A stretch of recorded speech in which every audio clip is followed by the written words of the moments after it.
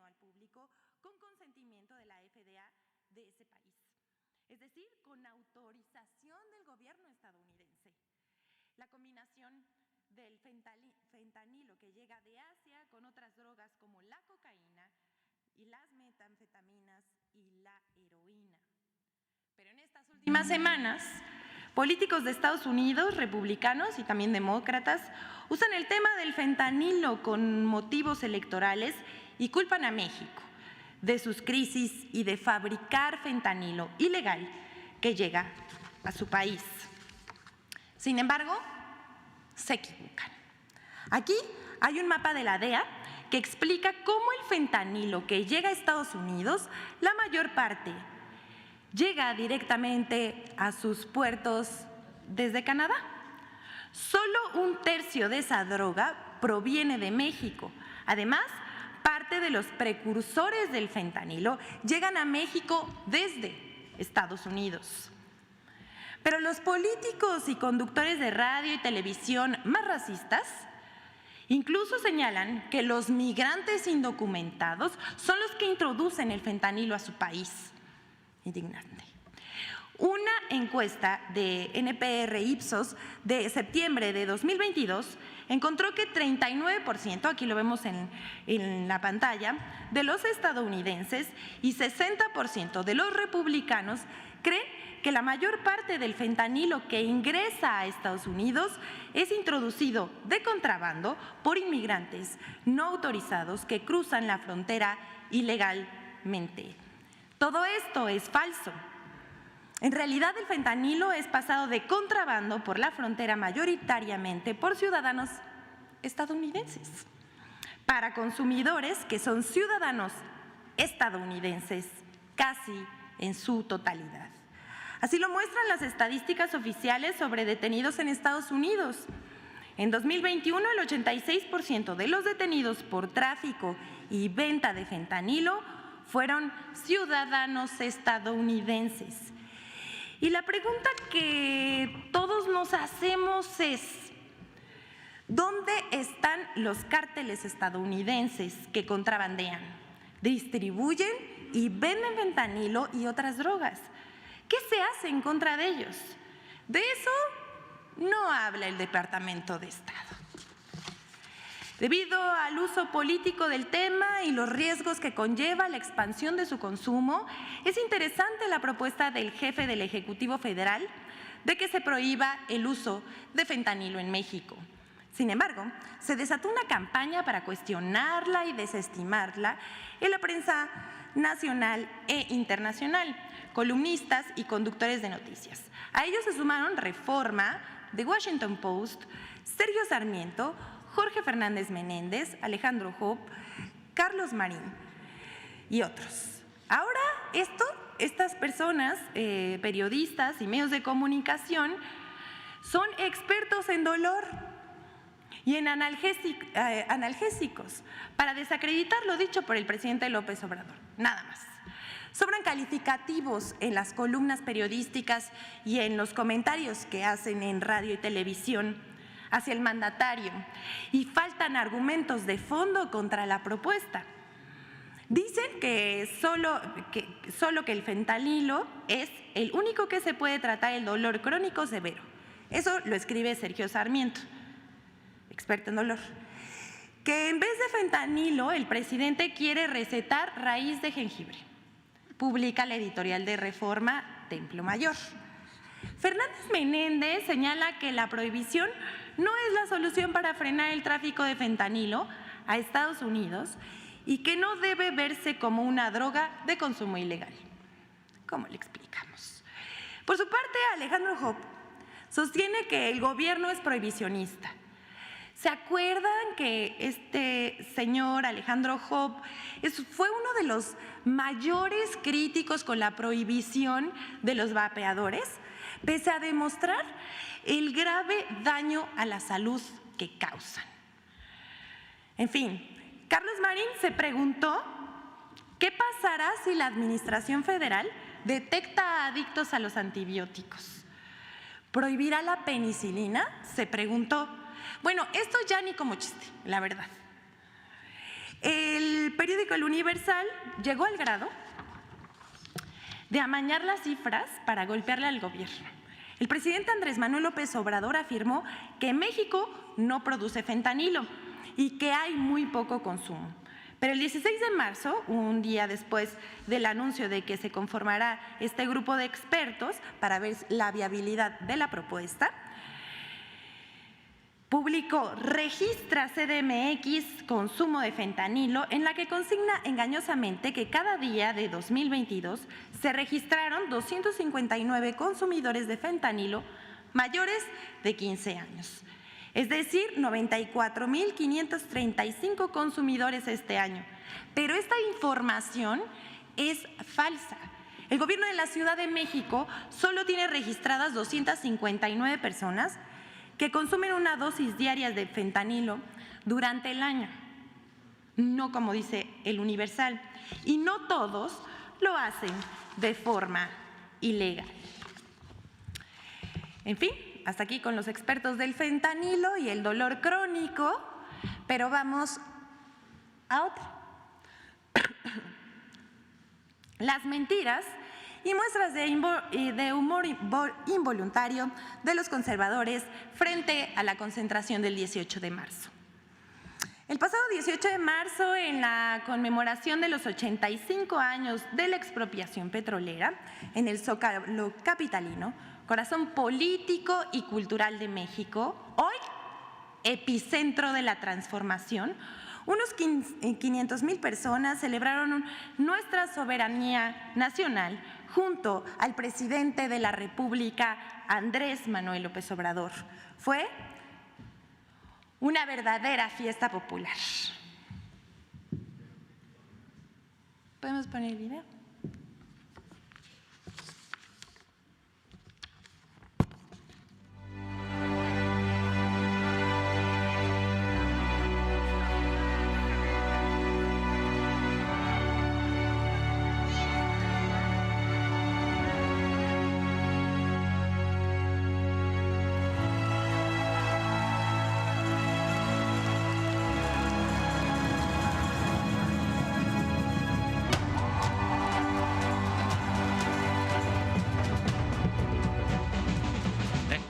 Petrolera fue apoyada por la mayoría del pueblo. En las fotos de la época se advierte la presencia mayoritaria de gente humilde, hombres y mujeres indígenas, campesinos, obreros, maestros, empleados e integrantes de la clase media baja. Solo con el apoyo de las mayorías se puede llevar a cabo una transformación popular para hacer valer la justicia y enfrentar a los reaccionarios que se oponen a perder privilegios. No aceptaremos nunca que en México se imponga una minoría a costa de la humillación y el empobrecimiento de las mayorías. ¡Viva el general Lázaro Cárdenas del Río! ¡Viva México! ¡Viva México! ¡Viva México!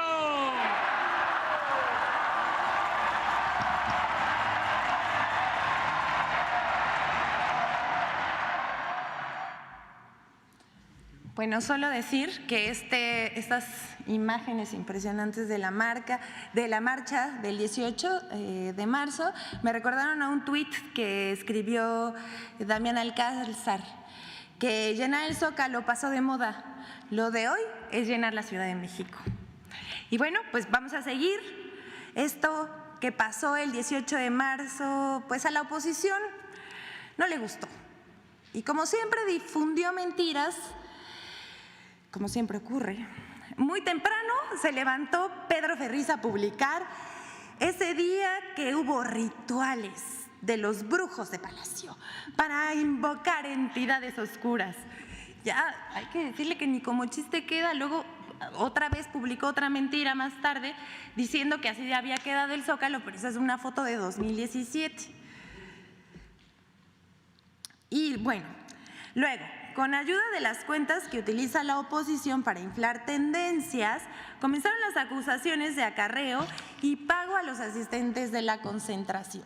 Sin embargo, como es de esperarse, la verdad siempre sale a la luz. Mire este ejemplo. Esta publicación en la que denuncian que se le estaría pagando a la gente para asistir al Zócalo, pues es falsa. Es falsa esa afirmación. Pero la foto corresponde a la marcha del INE el pasado 13 de noviembre de 2022 y muestra a una señora efectivamente pagando dinero a los asistentes. La foto fue publicada por uno de los convocantes a la marcha, a esa movilización que defiende a los oligarcas. Su nombre, Fernando Belauzarán. Están acostumbrados a ver la paja en el ojo ajeno y no la viga en el propio. Y bueno, ya vimos que solitos se exhiben. Más tarde, miembros de la oposición como Guillermo Sheridan, Chumel Torres, Sandra Cuevas, Fernando Belauzarán, nuevamente, Pascal Beltrán del Río, entre otros, publicaron una foto de un evento del 1 de diciembre de 2019 en la que aparece en primera fila el expresidente José Mujica. Y los hijos del presidente la usaron como si fuera del sábado pasado por la conmemoración de la expropiación petrolera para acusar incongruencia del presidente y sus allegados. Bueno, pese a toda esta guerra sucia que disipan en redes y en medios de comunicación, existe otro lado que la oposición no ve. Es el otro lado de la pantalla del celular, la calle. Y ahí, a ras de suelo, se demuestra de cómo el pueblo de México ya no se deja engañar. Es un pueblo consciente y educado políticamente que toma decisiones y hace valer sus derechos. Veamos ahora algunos asistentes a la concentración del sábado. Venimos a dar el apoyo al señor presidente de la República y también el aniversario de la exposición petrolera. ¿Qué piensa usted de la política energética del presidente López Obrador? Es muy positivo porque nos ayuda a bajar los precios de la luz, del gas, de las gasolinas, de los díseles, de muchas cosas. ¿Está de acuerdo con que se esté apoyando a Pemex para que ya no tenga pérdidas? ¿Le parece que está bien lo que está haciendo con Pemex el presidente? Yo creo que esa es la mejor inversión para el país, para toda la sociedad mexicana. Oye, ¿y cómo vino usted? ¿Lo invitaron? ¿Lo obligaron a venir? No, voluntariamente vine a apoyar esta marcha. Le agradezco muchísimo. ¿Qué están haciendo aquí el día de hoy? Apoyando al presidente Andrés Manuel López Obrador y a la Cuarta Transformación. ¿Qué opinas de lo que se conmemora el día de hoy? La expropiación petrolera, que nunca debió haber sido privatizada como la privatizó el Partido Revolucionario Institucional. Buenas tardes, ¿qué está haciendo aquí el día de hoy? Estamos haciendo asistencia al llamado del señor presidente de la República para conmemorar un año más de la expropiación petrolera que se hizo en 1938. Venimos aquí a demostrar que estamos unidos, que estamos felices, a celebrar y avisar que no es una cosa chiquita, venimos de muchos estados. Yo vengo de Guerrero. ¿Y los acarrearon como dicen los conservadores? No, realmente de hecho yo soy Nini. Oye, ¿y ustedes son acarreados? ¿Alguien les pagó algo? Sí, Andrés Manuel López Obrador me pagó con devolverle la dignidad a los pueblos originarios. Me pagó con las despensas a los ancianos, a las personas de la tercera edad, a los niños.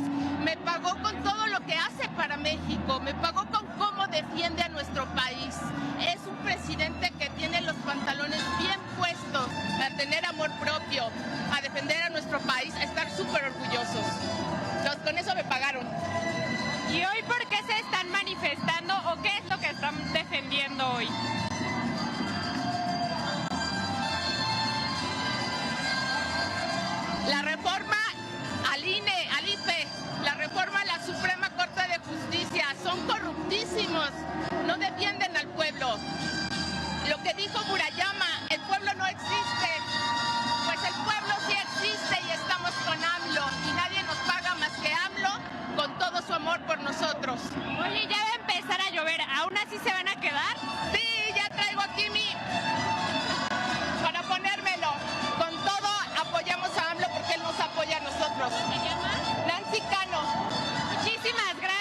venimos de Guayaquil, Ecuador, ¿eh?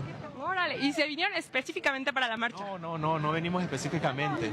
Venimos a pasear y a conocer de vacaciones, pero vemos la oportunidad de la convocatoria que hizo el presidente y vemos todo este entusiasmo, el llamado del presidente, y el pueblo es convocado, el pueblo asiste sin ser acarreado, sino por convicción, por voluntad, porque ha visto un cambio en México en las políticas internas y externas. Ha sido más claro. De la oposición que no somos iguales, nosotros no somos acarreados, no nos pagan. Venimos por convicción y venimos por amor, no porque nos paguen como ellos que tuvieron que jalar un chingo de gente que no sabían ni a qué venían.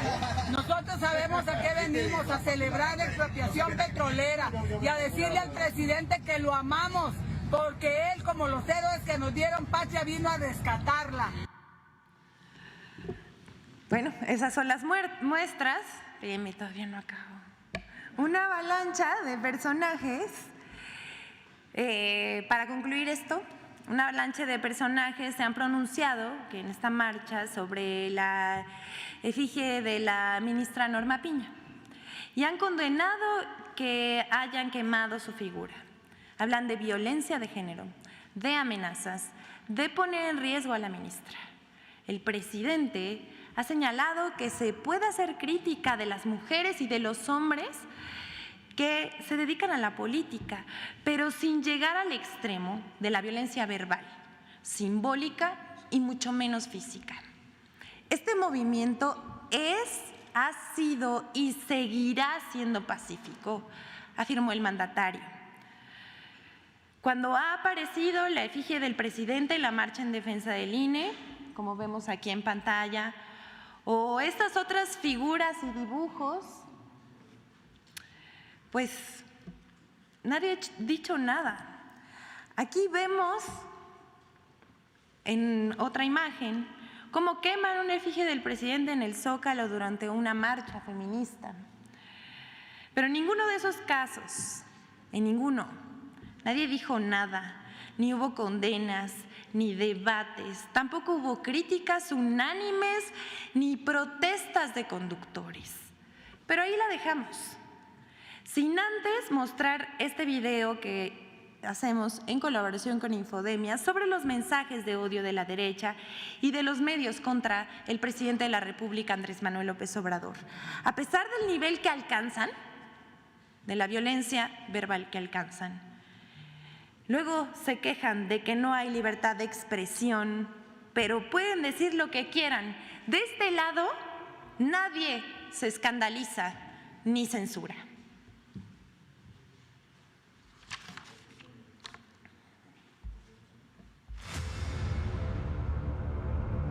El odio genera desinformación.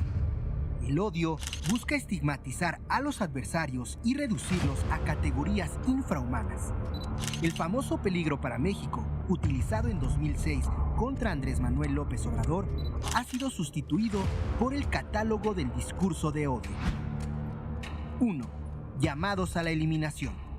Actores de la oposición han hecho llamados a la violencia, como el del historiador Francisco Martín Moreno, quien en octubre de 2020, en una entrevista con Pedro Ferriz de Con, aseguró que quemaba vivo a cada uno de los morenistas en el Zócalo capitalino. Pudiera regresar a la época de la Inquisición, yo colgaba a cada uno de los, quemaba vivo a cada uno de los morenistas en el Zócalo capitalino, Pedro, te lo juro.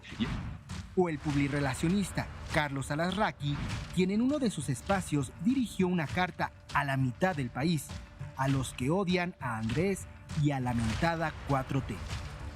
También Gilberto Lozano, líder de Frena, ha aparecido en redes sociales en un video donde se le ve sosteniendo una cabeza falsa del presidente López Obrador sobre una charola. El expresidente Vicente Fox es otro personaje que ha hecho llamados al exterminio. El 9 de febrero de 2023 publicó un tuit con una imagen que contiene el siguiente mensaje: esterilización para perros, gatos y fans de AMLO. 2. Clasismo y racismo. En Twitter, personajes visibles de la derecha han discriminado a sus opositores por considerarlos de una clase social inferior, refiriéndose incluso a cartones que hacen alusión a razas de perros o viajes en aerolíneas de bajo costo. Otro ataque clasista constante es el que asegura que los simpatizantes de la Cuarta Transformación son pobres, flojos o no trabajan. Por ejemplo, se publican textos maniqueos para caricaturizar la frase del pueblo bueno, con categorías racistas. Guillermo Sheridan escribió que el mexicano es violento, tonto, fanático, corrupto, ladrón, sexista, caprichoso, temperamental, alcohólico, arbitrario, golpea a sus hijos y a las mujeres, idolatra el ruido, tira basura, nunca ha respetado el derecho ajeno, se pasa los altos, evade impuestos, compra y vende piratería. ¡Sitio de Macuspana, pata rajada! 3. Misoginia. La mayor violencia política por razones de género se ha ejercido contra mujeres destacadas de la Cuarta Transformación, que han sido víctimas de ataques de odio. Sin considerar su trayectoria en la política o el ejercicio de su labor en la administración pública, las han disminuido calificándolas de florero, títeres, sometidas e incluso se les ha descalificado por su aspecto físico. 4. Superioridad intelectual.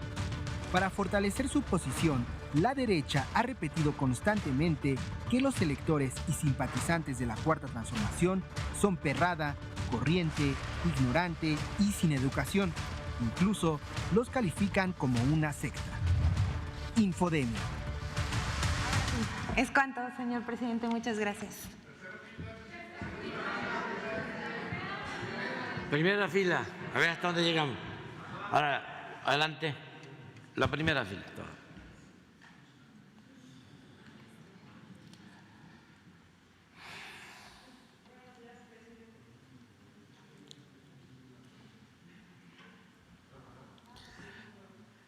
La primera fila porque es sorteo, ¿no? Bueno. Buenos días, presidente. Beatriz Contreras Castillo, de Revista Polemón. Bueno, en los últimos días ha estado usted denunciando este informe que emitieron en el Departamento de Estados Unidos, el cual pues se ha hecho crítica y también señalaron en este informe, entre muchas otras naciones, a Cuba. Y dijeron que violaban los derechos humanos. Aquí lo que sorprende es que pues, el bloqueo a Cuba es en sí mismo una violación a los derechos humanos del pueblo cubano y que afecta a la economía de millones de personas que viven en la isla. Un bloqueo que, por cierto, ahora también ha roto estas barreras y ha traspasado también a lo digital. En Cuba no pueden abrir muchas aplicaciones y no pueden pues, acceder a muchos espacios que existen en Internet, no por un impedimento del gobierno cubano, sino por las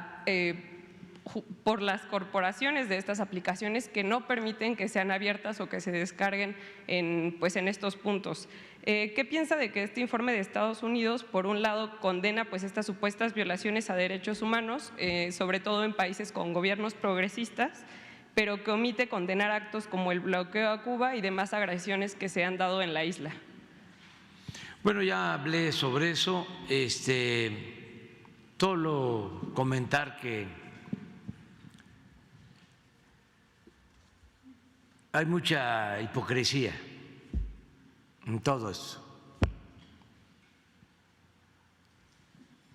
Y yo creo que aplica la frase bíblica de que ven la paja en el ojo ajeno y no la viga en el propio. Ya hemos hablado bastante sobre este tema. Desde luego estamos en contra del bloqueo a Cuba, lo consideramos una flagrante violación a los derechos humanos.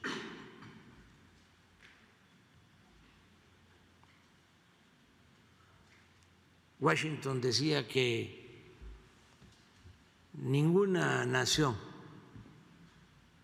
podía valerse del infortunio de otros pueblos. Ningún pueblo está autorizado a sojuzgar a otro pueblo.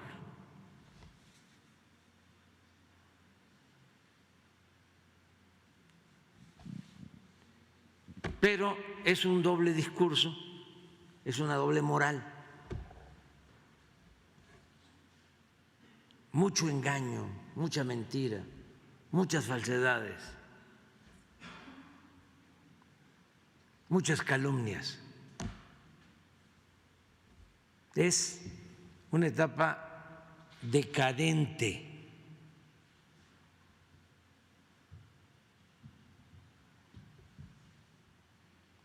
En algunos países. ¿Y algún mensaje que le pueda dar al pueblo cubano respecto a esto también?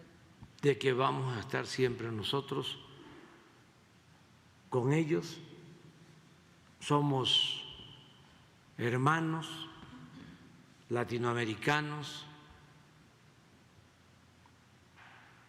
y no vamos a permitir que se siga con esa estrategia perversa de bloquear a Cuba para que su pueblo se rebele en contra de su gobierno.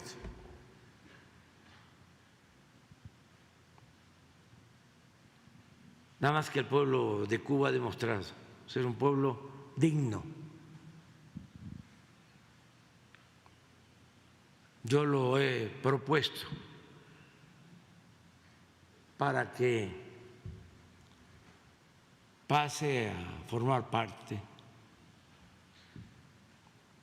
de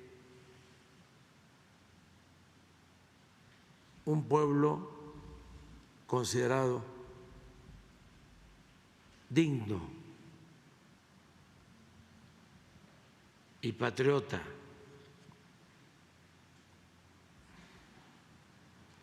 que forme parte del patrimonio de la humanidad por su humanismo y dignidad, por su resistencia. Porque imagínense, más de 60 años.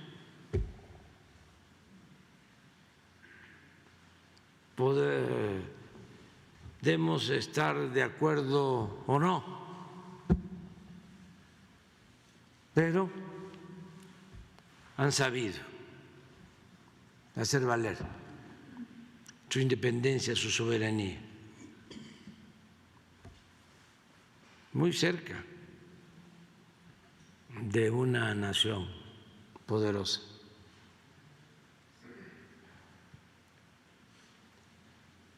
Y ojalá y cambie la política en Estados Unidos, porque es obsoleta esa política exterior.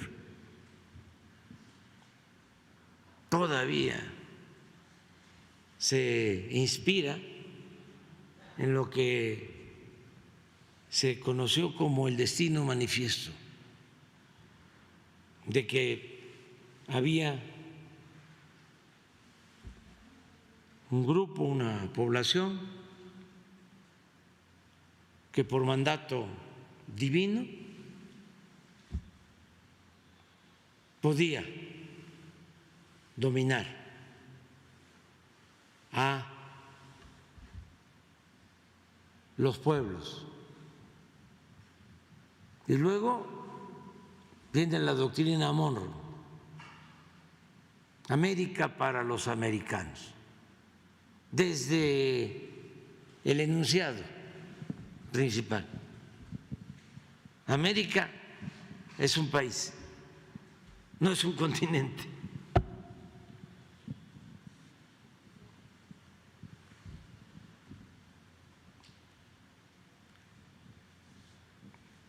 Y considerar a todos los países del continente como colonias. Y hubo un tiempo que invadían y quitaban y ponían presidentes a su antojo.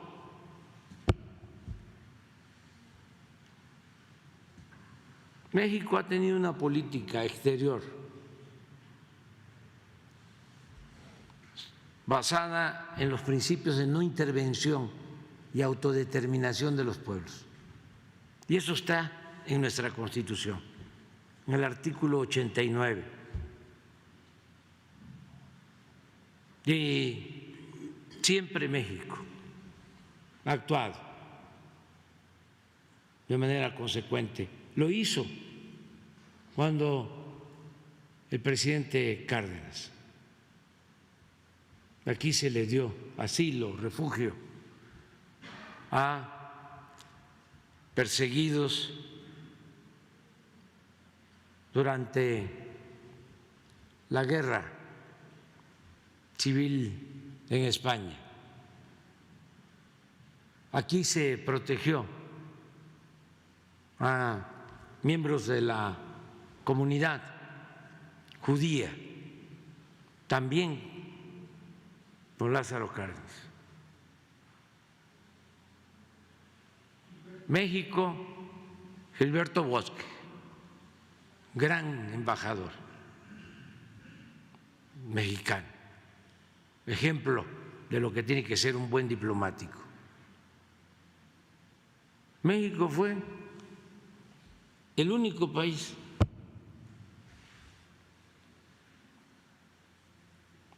que no rompió relaciones con Cuba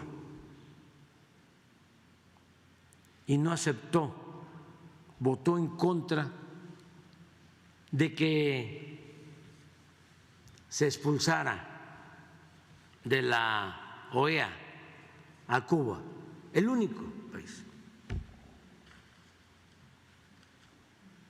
Ya está la OEA, es la misma, dependiendo del departamentito, del Departamento de Estado, ayudándoles en toda su politiquería que aplican en países de América Latina, del Caribe y de otras partes del mundo. Papel de México cuando la represión en Chile, cuando el golpe de Estado en contra de ese gran presidente Salvador Allende. Este año se cumplen 50 años del golpe y del asesinato del presidente Allende, sea un atentado directo o una decisión que él tomó para no entregarse a los fascistas que llevaron a cabo el golpe. ¿Cuántos chilenos llegaron a México y se les dio asilo? Y lo mismo en ese tiempo de las dictaduras en el Cono Sur. ¿Cuántos argentinos? ¿Cuántos uruguayos? ¿Cuántos bolivianos? Ecuatorianos. México, siempre solidario, fraterno, haciendo valer su soberanía. Todo esto se fue perdiendo en los últimos tiempos porque se sometieron los presidentes a los designios del extranjero. Y subrayo, no de todo el gobierno estadounidense. Pero hay un grupo que yo creo que está ahí, sean demócratas o sean republicanos los que gobiernan, Ahí están.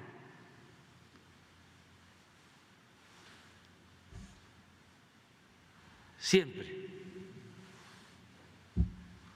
un aparatito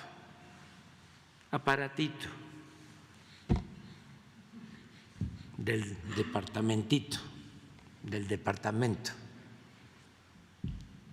con sus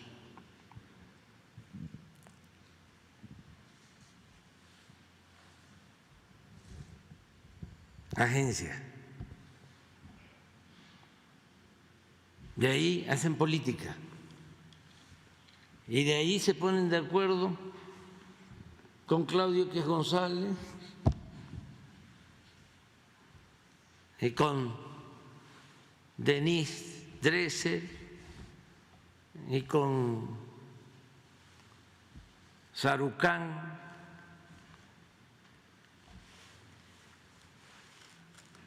y el grupo de internacionalistas que tienen tomado la fundación, el Instituto Wilson, en Washington. Una vez fui allá, bueno, fui 2 veces. Una vez llego ahí,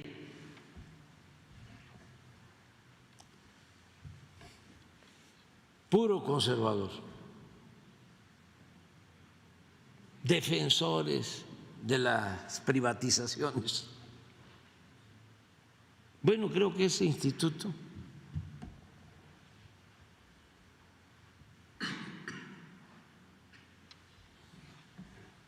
está financiado por corporaciones económicas.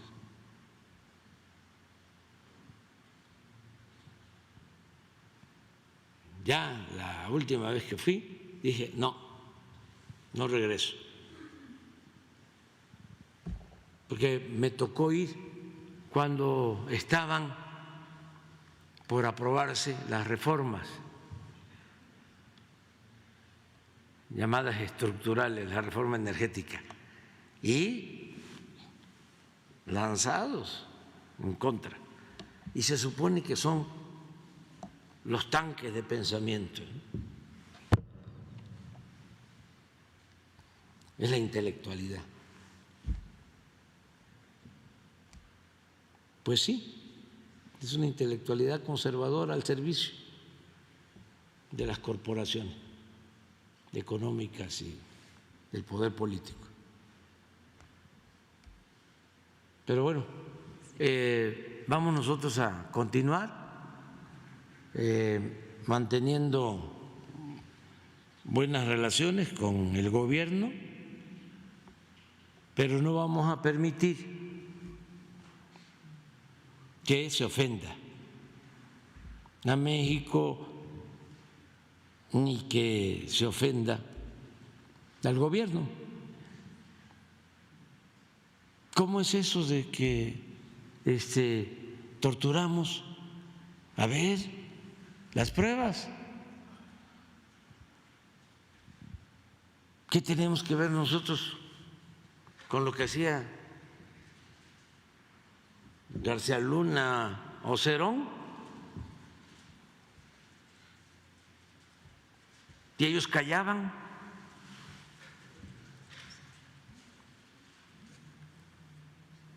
¿Cómo es eso de que hay masacres? ¿Cuáles?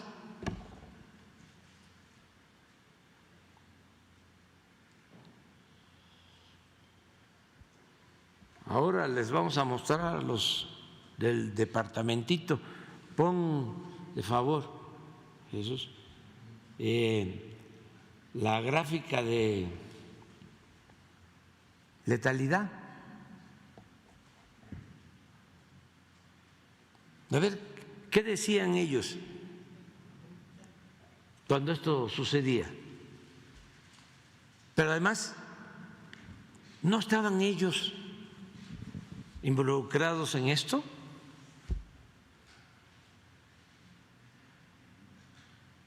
Que me expliquen.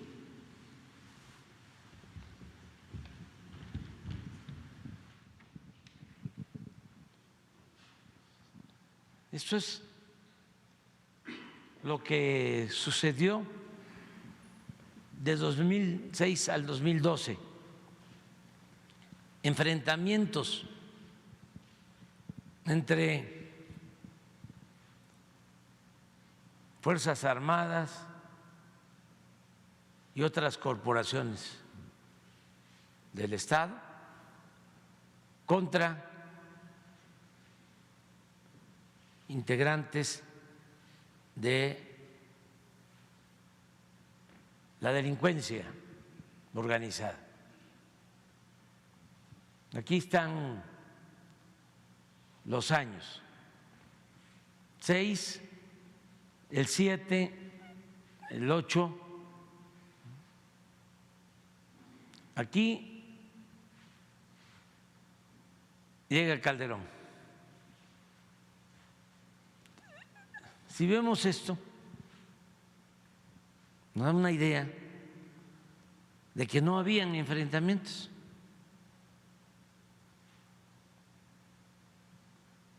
Aquí, en el 7, muy pocos. A ver si tenemos la gráfica de homicidios. Presidente, también en lo que encuentra en la gráfica, preguntarle si además de pues ya las varias acciones que ha emprendido su gobierno para, bueno, en solidaridad a Cuba y también de la histórica relación que ha tenido México, que ya comentaba anteriormente, ¿su gobierno va a tener alguna medida en específico para seguir denunciando el bloqueo o para ayudar al pueblo cubano? Sí, lo estamos haciendo, estamos apoyando a Cuba. Es un pueblo muy digno, ya lo dije, y también tiene un gobierno digno. Y no nos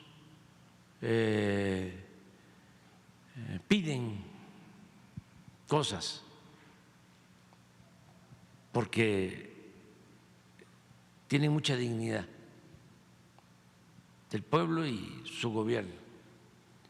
Pero nosotros, cuando hay cuestiones graves, por ejemplo, cuando la pandemia, por el bloqueo, se quedan sin oxígeno para los hospitales, ahí intervenimos y enviamos oxígeno. O se incendia recientemente una terminal de petróleo y van trabajadores de Pemex y integrantes de las Fuerzas Armadas a ayudar. Y así en otros casos. Y lo vamos a seguir haciendo. Pero miren, esto es muy importante para los expertos, que los debe de haber de buena fe. Ya hablamos de la manipulación, porque los aturden, los obnubilan con tanta desinformación. Pero miren, este es Fox, así estaba en homicidio, apenas un crecimiento del 1.6 en su sexenio, y de repente imponen a Calderón con el fraude, porque no ganó, y tampoco dijeron nada, ni los paladines de la democracia de ahora, ni los de allá. De repente entra Calderón y mire,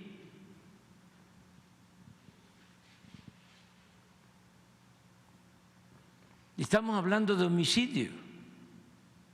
El homicidio como lo hemos dicho en otras ocasiones, no se puede ocultar, no hay cifra negra, se tiene que registrar y se da esto. Ahora sí regresamos a la gráfica. ¿Qué hicieron? Declaran la guerra y miren lo que provocan.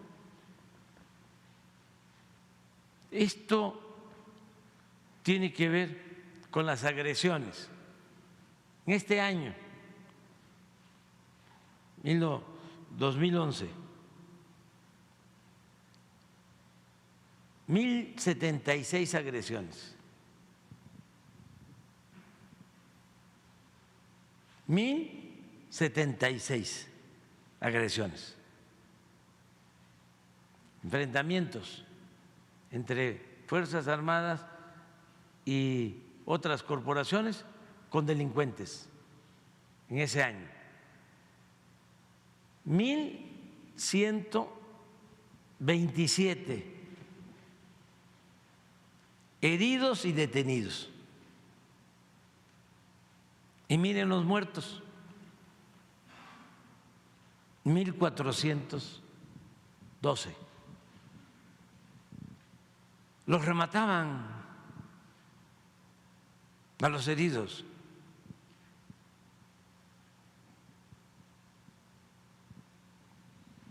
¿Cuándo dijeron algo los supuestos defensores de derechos humanos sobre esto? Nunca. Miren lo nuestro. Hasta ahora, hasta marzo.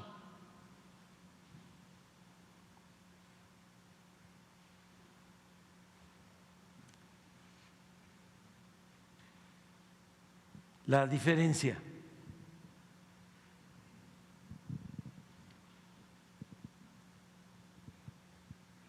Fallecidos.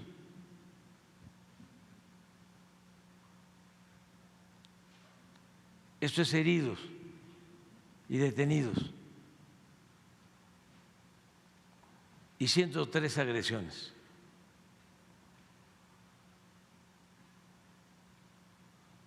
Estos son enfrentamientos, estos son fallecidos, estos son las agresiones y estos son detenidos y heridos. No hay esta proporción, o sea, 341 es el indicador y acá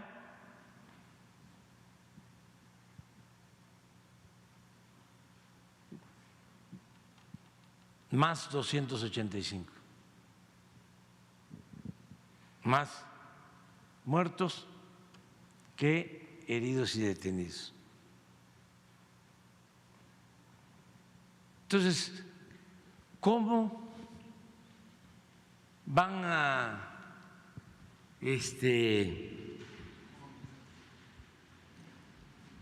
hablar a la ligera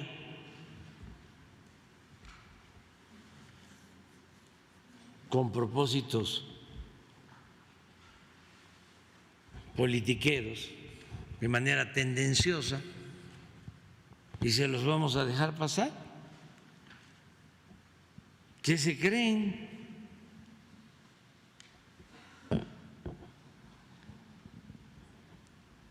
Y ya nada más rápidamente, presidente, ahora que mencionaba a estos paladines de la democracia, el Instituto Nacional Electoral en un comunicado informó que Lorenzo Córdoba iba a ir de gira en Estados Unidos. Allá, igual, a los mismos lugares. ¿Qué piensa de eso? Sí, a la OEA. Pues es lo mismo, pertenece a ese mismo grupo. Es igual. Presidente, gracias. Iván Saldaña, ¿sí me escuchaba? Todavía no está confirmado. se está haciendo un análisis a cargo de la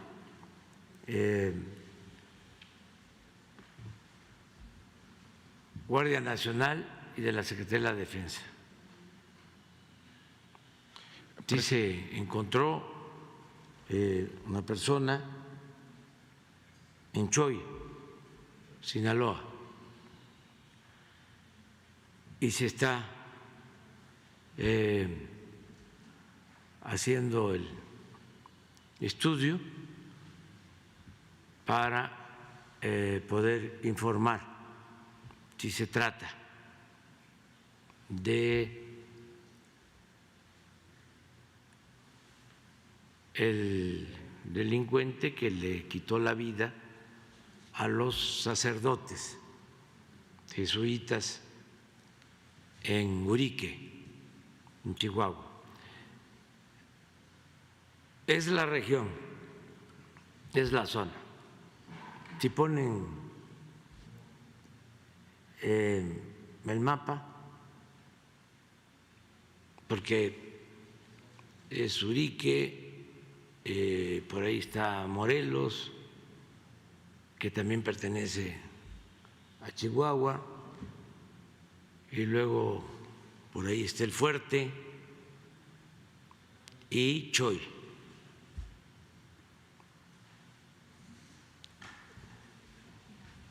Están haciendo el estudio, el análisis. Van a ver huellas, van a ver… Sí, para no cometer ningún error. Es cuestión de hacer el análisis. Vamos a informar posiblemente hoy, cuando tengamos ya más elementos. Parece que fue una ejecución. A ver, ayúdenme nada más para buscar Urique.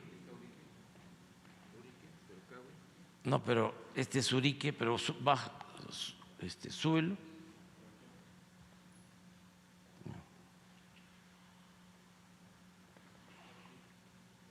Súbelo más. Por ahí. Ahora sí, vamos a buscar a Choy.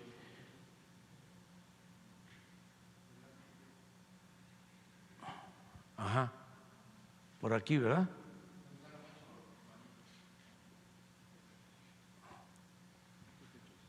Sí. Y aquí está Urique. Toda esta zona. Esto es Chihuahua. Ahí busca Morelos, que está en el límite con Sinaloa. Si le pones ahí y si aparece.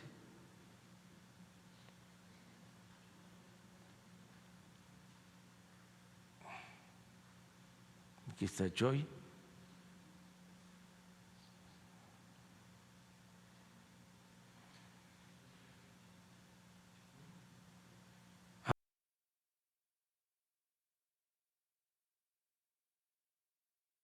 Acá está Morelos. Sí, ahí está Morelos. Sí. Morelos todavía es Chihuahua y aquí ya es Sinaloa y Urique está aquí. Es la misma región.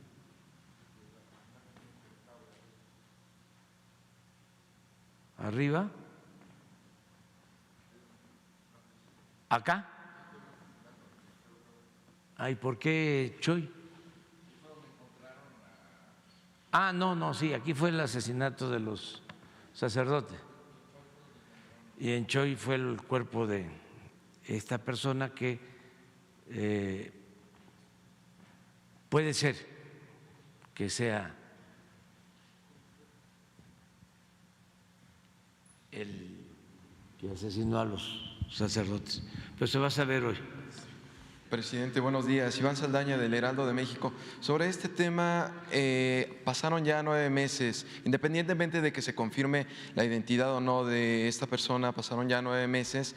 Han habido voces críticas dentro, sobre todo de la Iglesia, el Episcopado Mexicano, los jesuitas, que han criticado sobre que pues ya pasaron varios meses y no se había conseguido la detención, y lo que usted nos comenta también es que probablemente fue una ejecución, no quiere decir que pues fue papel o por actuación de las Fuerzas Armadas.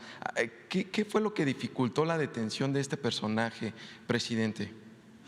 No, primero porque pues estaba tolerado en la zona. Era hasta promotor de un equipo de béisbol. Las autoridades locales de Chihuahua sabían y no se hacía nada. Esa es la verdad. Tan es así que los mismos sacerdotes lo identificaban. Se sabía pues que él operaba y lo hacía con impunidad. Luego pues tenía una red en toda la región. Aquí hay que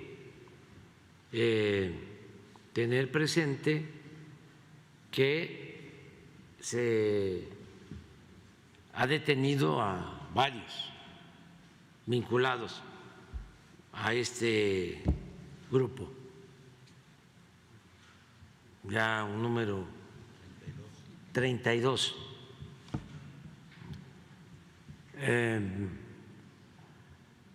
Y que nunca nos salimos de la zona. Siempre estuvo la Secretaría de la Defensa ahí.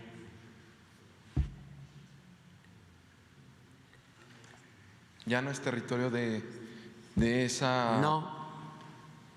No. Siempre se ha estado ahí. Porque no se permite la impunidad.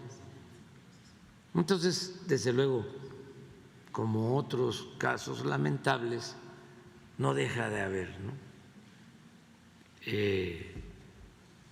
La gente que aprovecha, ¿no?, de estas circunstancias dolorosas para sacar raja política, ¿no?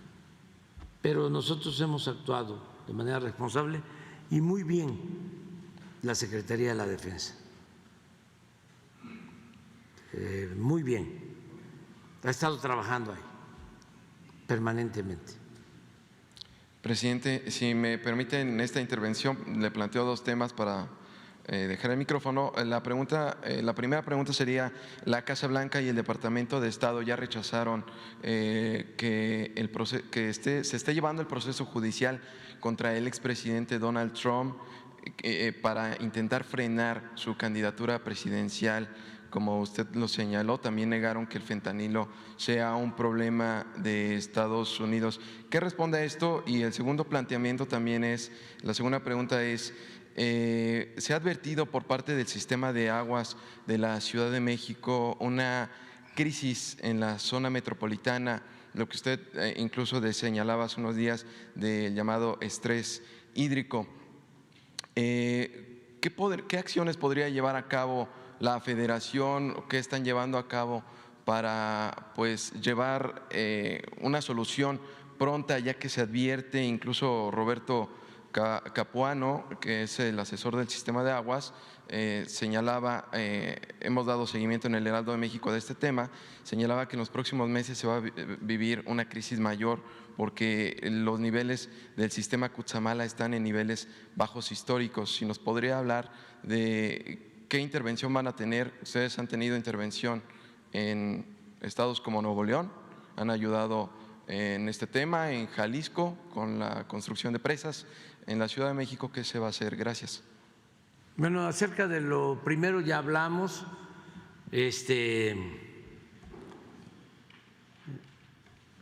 lo de el expresidente Donald Trump, él mismo declaró de que lo iban a detener,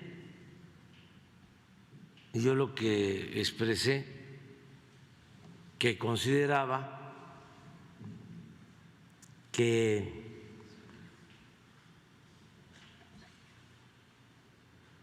no debían utilizar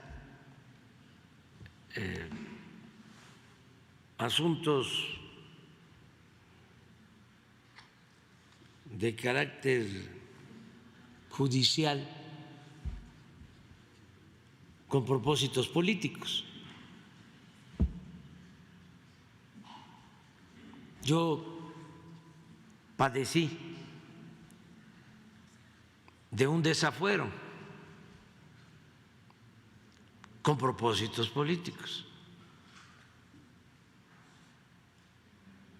Lo voy a recordar por los jóvenes, breve.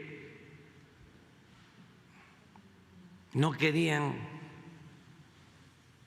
los conservadores que yo apareciera en la boleta, que yo fuese candidato, sí, que fuese candidato a la presidencia. Y era yo jefe de gobierno. Entonces me fabricaron un delito.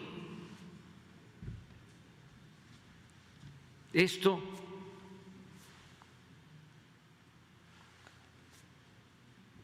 en contubernio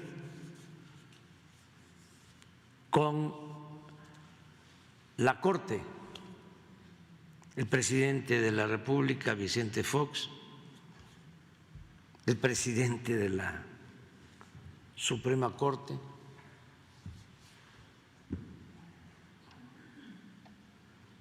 el nieto del gran escritor Mariano Azuela.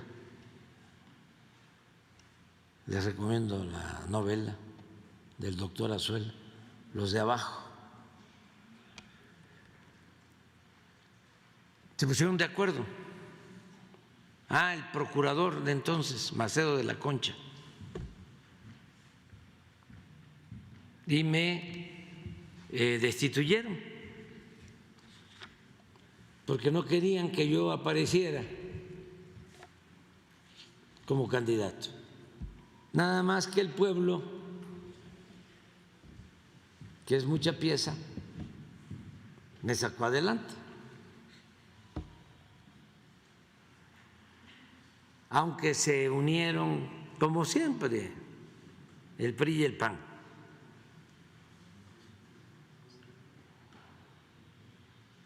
Y me llevaron al Congreso y ahí me juzgaron y me desaforaron.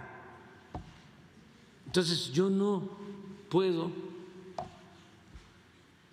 permitir que a nadie, ni en México ni en el extranjero, le afecten sus derechos políticos. Lo considero una injusticia, pero además un atentado a la democracia, porque si se tiene un rival, un contrincante, un adversario, pues hay que ganarle en buena lid. y que sea el pueblo el que decida, no la élite económica o política de un país, la llamada sociedad política, con sus aparatos burocráticos. Entonces eso fue lo que planteé y ya bueno salen a decir que yo no conozco la Constitución o lo que establecen las leyes de Estados Unidos, que allá, aunque esté alguien juzgado, no pierde sus derechos políticos, como aquí. Sí, sí, pero ¿y el encarcelamiento? ¿Y la campaña de desprestigio que viene aparejada con una acción judicial de ese tipo?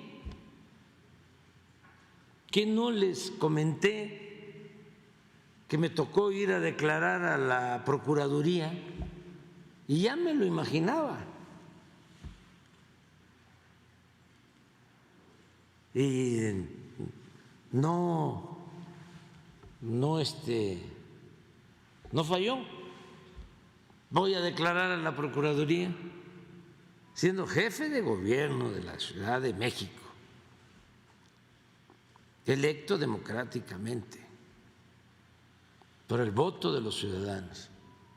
Y llego a declarar, porque todavía no soy juzgado, soy el jefe de gobierno. Incluso en ese entonces tenía fuero constitucional. Y llego y los de García Luna, del AFI, me escoltan con armas largas. Me ponen en medio y ellos van escoltando.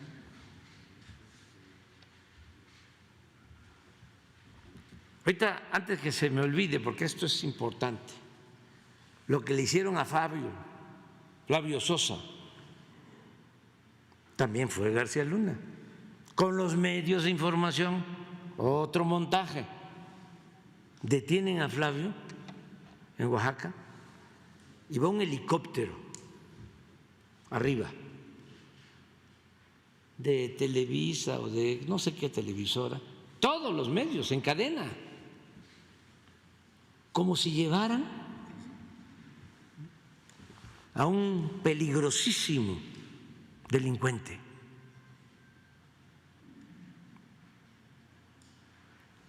Todos esos agravios cometidos en complicidad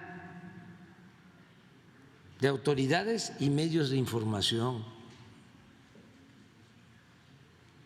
Entonces, pues eso fue lo que opiné sobre este caso.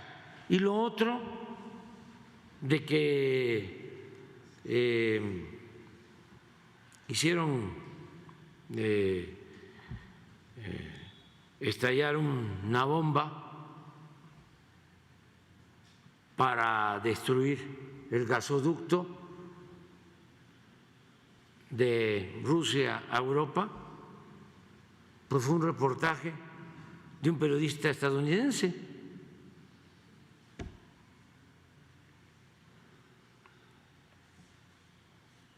Pero hay otras cosas, porque vamos a aprovechar el tiempo, ya se me está pasando. No, antes de eso, Assange, ahí lo tienen, preso, estos que se rasgan las vestiduras, hipócritas, sepulcros blanqueados.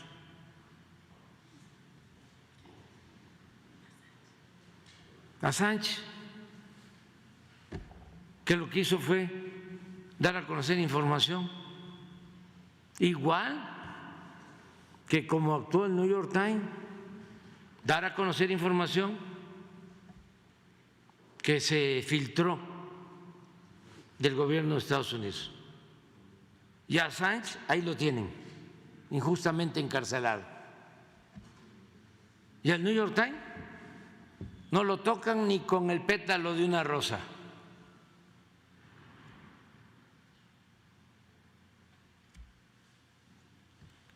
¿Cómo se le puede llamar a eso? Ahí se los dejo de tarea.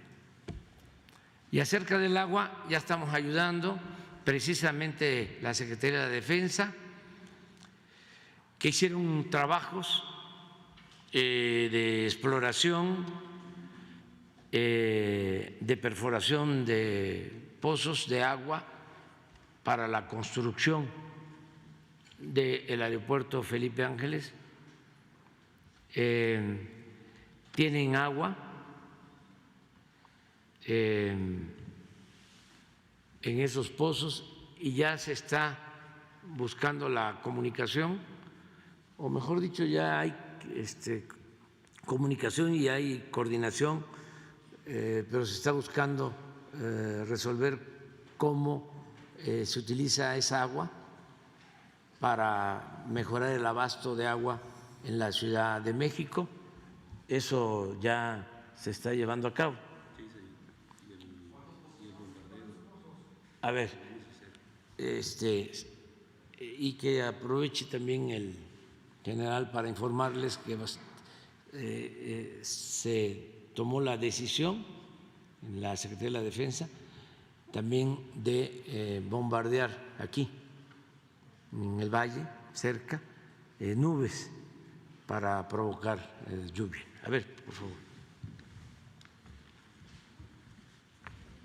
Sí, de la coordinación que se llevó a cabo para poder establecer cómo llevar el agua de lo del AIFA hacia la Ciudad de México, ya se está trabajando con Conagua, y de ahí se generó otra idea, tomando en consideración que tenemos un avión con todo el equipamiento para bombardear nubes y que trabaja normalmente en la parte norte de nuestro país, ahorita está con Baja California. Se vio con Conagua si podíamos apoyar con ese avión en la parte que requiriesen para poder hacer llover. Ya lo vimos con ellos, con sus técnicos, las condiciones que se tienen en el área de Cutzamala son muy buenas porque hay humedad, hay nubosidad. Entonces ya estamos ya trabajando con ellos, ya determinando las fechas en que haremos esos bombardeos. Estará desde este mes, marzo, abril y mayo, realizándose el bombardeo de nubes en el área que ellos nos van a determinar y que va a llevar como consecuencia a que las presas de toda esa parte del Cutzamala puedan cargarse con el agua suficiente y coadyuvar en ese problema que se tiene del agua.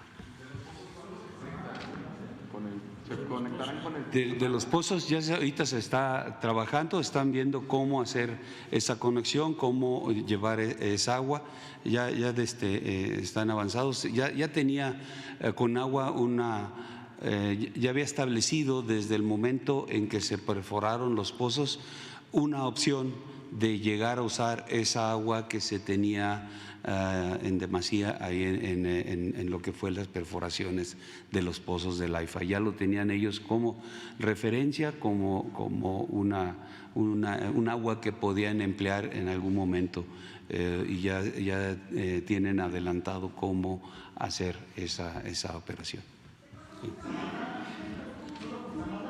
Bueno, miren, nada más comentarles que la jefa de gobierno está aplicada, haciendo su trabajo. Desde hace más de 15 días está trabajando en esto, para que la gente de la ciudad sepa que se está atendiendo este tema, este asunto, y que no se convierta en algo crítico. Vamos a estar todos apoyando. También les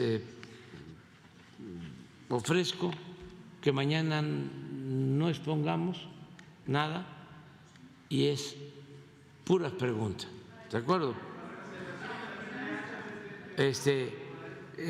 Y les no,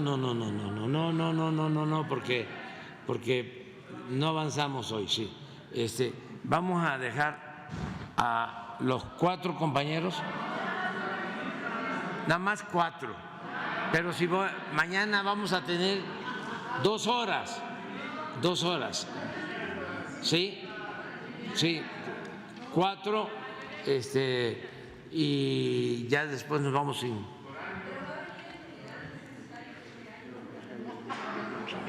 No, pero vengo yo, sí,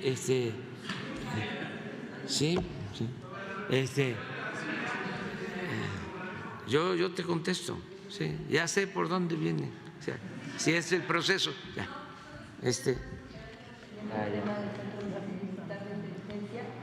Sí, yo te contesto, sin ningún problema.